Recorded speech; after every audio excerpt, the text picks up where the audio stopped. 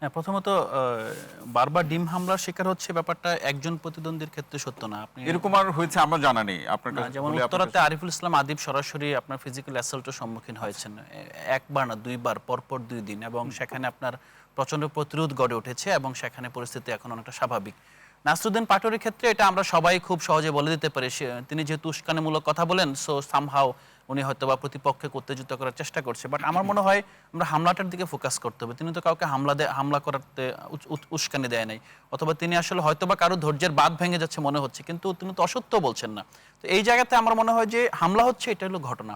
আরেকটা বিষয় হলো যে আমি একটু যে বিষয়টা একটু আলোকপাত করতে চাই, যেহেতু একটু জি স্নিগ্ধা ম্যামের খুব সাথে একটু একেবারে কি মনে পয়েন্টস হচ্ছে উল্লেখ যে করে বলুন জি ক্রসটকে হয়ে গেল। আমি নারী বিষয়টায় খুবই সংবেদনশীল, এবং এনসিপি শুরু থেকে এখন পর্যন্ত আপনারা হয়তো ইন্টারনালি খোঁজ নিলে দেখতে পারবেন খুবই সংবেদনশীলভাবে নারী প্রশ্নকে ডিল করছে।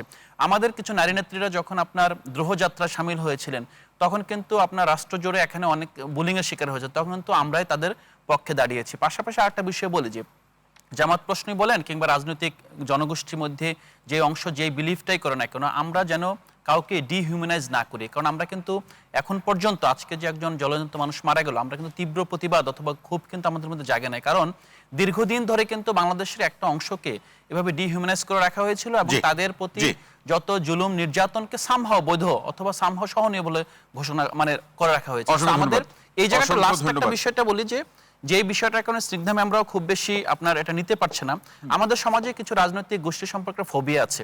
এই ফোবিয়া দিয়ে আসলে সত্যিকার অর্থে কার্যকর গণতন্ত্র তৈরি করা সম্ভব না। অসংখ্য